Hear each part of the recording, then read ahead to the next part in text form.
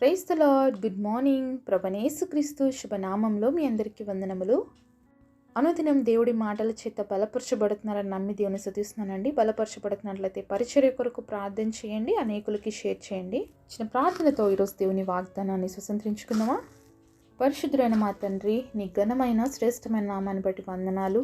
ఉదయకాల సమయంలో ప్రభువా, నీ సాన్నిధ్యాన్ని అనుభవించే కృపను మాకు దయచేయండి. మీ స్వరాన్ని వినటానికి మాకు వినగలిగిన చెవులు, గ్రహించే ఆత్మ మనసునిచ్చి మమ్మల్ని నడిపింపచేయమని యేసు నామములో ప్రార్థిస్తున్నాము తండ్రి, ఆమేన్. ఈరోజు దేవుని వాగ్దానము మత్తయి సువార్త 6వ అధ్యాయం 33వ వచనం. ఆయన రాజ్యమును నీతిని మొదట వెతుకుడి, అప్పుడు అవన్నీ మీకు అనుగ్రహింపబడును. Matthew chapter 6 verse 33, seek ye first the kingdom of God and his righteousness, and all these things shall be added unto you. దేవుడు ఇచ్చినటువంటి అద్భుతమైన వాగ్దానం మనందరి జీవితంలో నెరవేర్చబడును గాక, ఆమేన్. ఈరోజు మీ హృదయంలో ఏమైతే కోరికలు ఉన్నాయో, లేకపోతే ఏమైతే ఇష్టాలు ఉన్నాయో, లేకపోతే ఏదైతే మీకు అవసరం ఉందో, ఏవైతే మీకు కావాల్సిందో అవన్నీ దేవుడు ఇచ్చేస్తానంటున్నాడండి. మరి నమ్ముతారా దేవుడి వాగ్దానాన్ని? నమ్మినట్లయితే ఆమేన్ చెప్పండి. అలాగే మరి నమ్ముతున్నాము, మరి దేవుడు చేయునుగాక అని చెప్తున్నాం, బాగుంది. అయితే దేవుడు ఏమైతే మన జీవితాల్లో చేయాలా అని మనం ఆశపడుతున్నామో అవన్నీ పొందుకోవడానికి కొన్ని రూల్స్ ఉన్నాయండి. అవి పాటిస్తే, అవి చేస్తే మిగతా అవన్నీ కూడా దేవుడు మనకి ఇస్తాను అని చెప్తున్నాడు. మొదటిది ఏంటంటే, ఆయన రాజ్యమును నీతిని వెతుకుడి. ఎంతమంది వెతుకుతున్నామండి ఈరోజు దేవుని యొక్క రాజ్యాన్ని, నీతిని? దేవుడి రాజ్యం ఏంటి? పరలోక రాజ్యం. మరి దేవుడి నీతి ఏంటి? సర్వలోక రక్షకుడు ఆయన. కాబట్టి సర్వలోకము రక్షించబడాలని నీతిమంతుడైన దేవుడు ఈ లోకానికి వచ్చాడండి. ఈ గొప్ప సత్యాన్ని తెలుసుకున్నటువంటి మనము అనేక మందికి తెలియచేయాలని దేవుడు ఆశిస్తూ ఉన్నాడు. యేసు ప్రభు భూమి మీద ఉన్నప్పుడు ఫస్ట్ టైం ఆయన బోధించినప్పుడు ఆయన ఏం చెప్పాడో తెలుసా అండి? దేవుని యొక్క రాజ్యం గురించి మొదటిగా మాట్లాడాడండి. మత్తయి సువార్త 5వ అధ్యాయంలో ఆయన ఒక కొండ మీద కూర్చొని ప్రసంగం చేస్తాడండి. అయితే 5వ అధ్యాయం 3వ వచనంలో చూసినట్లయితే, ఆత్మ విషయమై దీనులైన వారు ధన్యులు, పరలోక రాజ్యం వారిది. ఏ రాజ్యం గురించి దేవుడు మాట్లాడుతున్నాడండి? పరలోక రాజ్యాన్ని గురించి మాట్లాడుతున్నాడు. కాబట్టి మనము కూడా ఇదే ఆశ కలిగి ఉండాలండి. దేవుడు బోధించడం ఆరంభించినప్పుడు మొదటిగా ఆయన తీసుకొచ్చిన మాట ఏంటంటే, మీరు పరలోక రాజ్యంకి వెళ్ళాలంటే మీరు ఆత్మలో దీనులై ఉండాలి అని చెప్పి మొదటిగా ఆయన యొక్క బోధను ప్రారంభించాడు యేసయ్య. యేసు ప్రభు ఈ లోకానికి రావడమే కారణం ఏంటంటే, మనలందరినీ పరలోక రాజ్యంకి తీసుకువెళ్ళాలని. ఎందుకంటే దేవుడు మనల్ని ఎంతగానో ప్రేమిస్తున్నాడండి. నిత్య నరకాగ్నిలోకి మనల్ని పోకూడదు అని దేవుడే మానవుడిగా ఈ లోకంలోకి వచ్చాడండి. ఆయన రక్తము ద్వారా మనందరి పాపములు పరిశుద్ధులుగా మనల్ని మార్చి, పాపము నుంచి మనల్ని విముక్తులుగా చేసి నిత్య రాజ్యానికి వారసత్వాన్ని ఇచ్చాడు. కాబట్టి ఆయన మొదటిగా చెప్తున్న మాట ఏంటంటే, మీరు నా రాజ్యాన్ని వెతకండి. మరి ఎవరైతే దీనులుగా ఉంటారో అండి, అలాంటి వాళ్ళని దేవుడు ఎక్కువగా ప్రేమిస్తాడండి. దీనులంటే దేవుడికి చాలా ఇష్టం. విరిగి నలిగిన హృదయం కలిగిన వారికి దేవుడు ఎప్పుడు ఆసన్నుడుగా ఉంటాడు.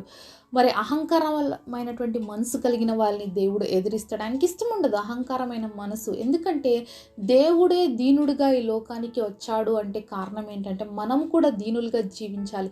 దీనత్వం ఉన్నప్పుడే పరలోక రాజ్యానికి పోతాం. కాబట్టే దేవుడు చెప్తున్నాడు అనమాట, దీనులుగా ఉండండి అని.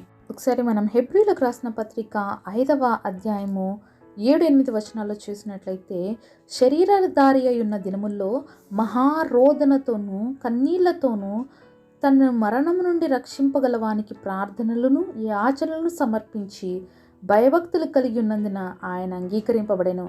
ఆయన కుమారుడై ఉండి తాను పొందిన శ్రమల వలన విధేయతను నేర్చుకొనెను. ఈ మాట యేసు ప్రభుని గురించి చెప్పబడిందండి. ఆయన శరీరధారిగా ఉన్నప్పుడు ఈ లోకములో మరి ఏం చేస్తున్నాడంటే, మహారోదనతోనూ కన్నీళ్లతో అనుదినము తనని మరణం నుంచి తప్పించేటువంటి దేవుడికి ఏం చేస్తున్నాడంటే, ప్రార్థనలు చేస్తున్నాడు, యాచనలు చేస్తున్నాడు, ఆయనను సమర్పించుకుంటున్నాడు. అలా చేశాడు కాబట్టి, దేవుని యందు భయభక్తులు కలిగి ఈ లోకంలో జీవించాడు కాబట్టి ఆయన అంగీకరించబడ్డాడు. యేసు ప్రభువు లోక పాపములు మోసుకుపోయే దేవుని గొర్రెపిల్లగా ఈ లోకానికి వచ్చాడండి. మరి గొర్రెపిల్ల యోగ్యముగా ఉన్నప్పుడే దేవుడి దృష్టికి అంగీకరించబడుతుంది. కాబట్టి యేసు ప్రభు కూడా మరి మానవుడిగా ఉంటూ అనేకమైన పరిస్థితులు ఎదుర్కొంటూ ఎదుర్కొంటూ అనేకమైనటువంటి శ్రమలు, ఆయన శరీరము కూడా ఎంతగానో మనలాగే నలిగిపోయిందండి. అవన్నీ పరిస్థితుల్లో కూడా ఆయన పరిశుద్ధుడిగా జీవించి మనకు చూపించాడు విధేయులుగా ఎలా ఉండాలి, ఎలాంటి పరిస్థితుల్లో అయినా మనం ఎలా ఉండాలి అని నేర్పించాడు. కాబట్టి శ్రమల ద్వారా విధేయత నేర్చుకున్నాడని మనం చూస్తున్నామండి దేవుడి వాక్యంలో. కాబట్టి యేసు ప్రభు కూడా ఎన్నో శ్రమలు పొంది ఎంతో ఇబ్బందికరమైన పరిస్థితుల గుండా వెళ్ళే తండ్రి దృష్టిలో అంగీకరించబడి మనల్ని కూడా అలా జీవించమని చెప్తున్నాడండి. దేవుని రాజ్యంలోకి మనం ప్రవేశించాలి అంటే దీనత్వం చాలా అవసరము. అదే యేసుప్రభులో మనం చూస్తున్నాం. ప్రతి దినం కూడా తండ్రికి ప్రార్థన చేసేవాడు. ఎలాగ కన్నీళ్లతో మరి యాచన చేసేవాడు, మరి రోజు దేవుని అడుక్కునేవాడు. అలాగే ప్రతిరోజు కూడా భయభక్తులు కలిగి జీవించాడండి. అందుకే ఆయన అంగీకరించబడ్డాడు. కాబట్టి మనం కూడా అలాగ ఉంటేనే మనం అంగీకరించబడతాము, పరలోక రాజ్యంలోకి చేర్చబడతాము. కాబట్టి దేవుని రాజ్యాన్ని మనం పొందాలి అంటే మొదటిగా మనం దీనత్వాన్ని కలిగి ఉండాలి. తర్వాత ఆయన నీతిమంతుడు, మరి ఆయనలో ఏ దోషము లేదు, ఆయనలో ఏ పాపము లేదు, ఎవ్వరు కూడా ప్రూవ్ చేయలేకపోయినారండి. ఆయన పరిశుద్ధుడు కనుక రెండవదిగా మనం పరిశుద్ధుడిగా జీవించాలి. మొదటిగా ఆత్మలో దీనత్వం కలిగి ఉంటే పరలోక రాజ్యాన్ని చేరతాము. దేవుని యొక్క నీతిని కలిగి మనం భూలోకంలో జీవించాలి. ఏ విధంగా అయితే యేసు ప్రభు విధేయతతో శ్రమలతో అన్నిట్లో కూడా మరి దేవుని దృష్టికి అంగీకార యోగ్యంగా జీవించాడో మనం కూడా అలాగా జీవించాలి. అలా యోగ్యమైన జీవితాన్ని, అర్హమైన జీవితాన్ని మనం కలిగి జీవిస్తేనంట అప్పుడు అవన్నీ మీకు అనుగ్రహింపబడును. ఏవన్నీ అనుగ్రహించబడతాయంట? ఏమైతే మనం ప్రార్థన చేస్తున్నామో, ఏమైతే దేవుడి సన్నిధిలో మొరపెడుతున్నామో, ఏవైతే కావాలని మరి ఎదురు చూస్తున్నామో అవన్నీ కూడా ఇస్తాడండి. ఎవరికైతే మొదటిగా దేవుని సన్నిధి పట్ల, దేవుడి పట్ల ఆశ ఉంటుందో మిగతావన్నీ ఆయనే చేసుకుంటూ పోతాడండి. మరి యోసేపు జీవితంలో మనం చూసినట్లయితే యోసేపు అనుక్షణం కూడా దేవుని యొక్క విజన్లో ఉన్నాడు. అంటే నాకు దేవుడు చిత్తము చేయడమే చాలా ఇంపార్టెంట్, నేను పరిశుద్ధంగా జీవించడమే చాలా ఇంపార్టెంట్ అని ఉన్నాడు. కాబట్టి ఎన్నో శ్రమలు పొందుకోవాల్సి వచ్చింది, ఎన్నో ఇబ్బందికరమైన పరిస్థితులు గుండా వెళ్ళాల్సి వచ్చింది. మంచివాడిగా జీవించినందుకు సొంత అన్నలు ద్వేషించారు, మరి గోతిలో పడేశారు. అంత మాత్రమే కాకుండా బానిసగా అమ్మేశారు. బానిసగా అమ్మేసిన తర్వాత అక్కడ ఎంతో మంచి వ్యక్తిగా మరి జీవితాన్ని జీవిస్తున్నాడు పోతీఫర్ వాళ్ళ ఇంట్లో యోసేపు. అయితే పోతీఫర్ యొక్క భార్య చెడ్డ దృష్టితో యోసేపును చూడడం మొదలుపెట్టింది. పాపం చేయమని అతన్ని ప్రతిసారి వేధించింది. అయినా కూడా పాపం నుంచి పారిపోయాడండి యోసేపు. పాపం నుంచి పారిపోయినందుకు వచ్చిన శిక్ష ఏంటి తెలుసా? జైలు శిక్ష. జైల్లో పడ్డాడు. అనేక రోజులు చెయ్యని నేరానికి, చెయ్యని తప్పుకి మరి జైల్లో మరి శిక్షను అనుభవిస్తూ ఉన్నప్పుడు దేవాది దేవుడు యోసేపు వెళ్ళిన ప్రతి పరిస్థితిని చూశాడు. మరి యోసేపుకున్న చింతను చూశాడు. దేవుణ్ణి ఎదుట నేను పరిశుద్ధంగా బ్రతకాలన్న కోరికను చూశాడు. తన జీవితంలో ఎన్ని ప్రాబ్లమ్స్ వచ్చినా కూడా దేవుడి పైన ఆధారపడ్డాడు, దేవుణ్ణే ఆనుకున్నాడు. ఒకవేళ యోసేపు లాంటి పరిస్థితులు మన జీవితంలో వస్తే ఎన్నిసార్లు దేవుని సొనిగుంటాం, ఎన్నిసార్లు దేవుని గొనుగుంటాం కదా.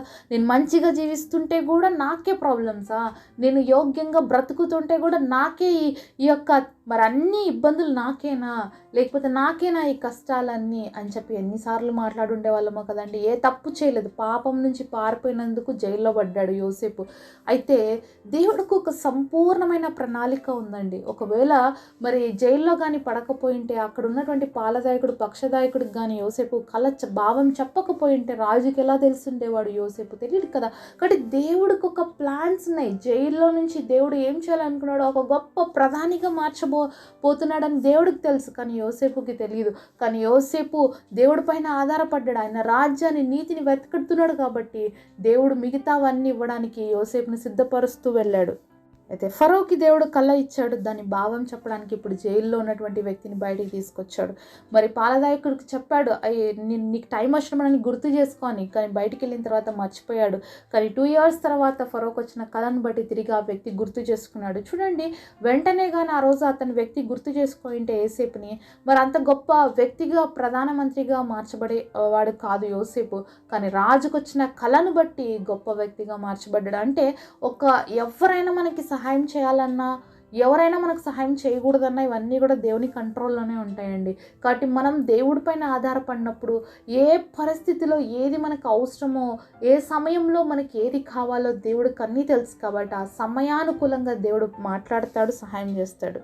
మరి యోసేపు జీవితంలో దేవుడు యాడ్ చేయాలనుకున్నానండి. ఇప్పుడు ఎలా యాడ్ చేశాడంటే ఆ దేశానికే ప్రధానమంత్రిగా మార్చాడు. అంతేకాకుండా కరువు సమయంలో అనేక మందికి అన్నదాతగా మార్చాడండి యోసేపుని. ఎంత హీన స్థితిలో ఉన్న వ్యక్తిని దేవుడు తీసుకుపోయి ఎంత గొప్ప స్థితికి మార్చాడు కదండి. ఎవరైనా ఊహిస్తామా?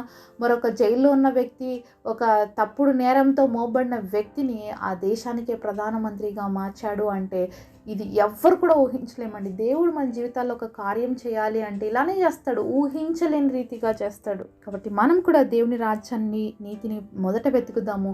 మిగతా అవన్నీ కూడా దేవుడు మనకి యాడ్ చేస్తాడు. అట్టి కృప దేవుడి దగ్గర నుంచి మనం అందరం పొందుకుందాము గాక.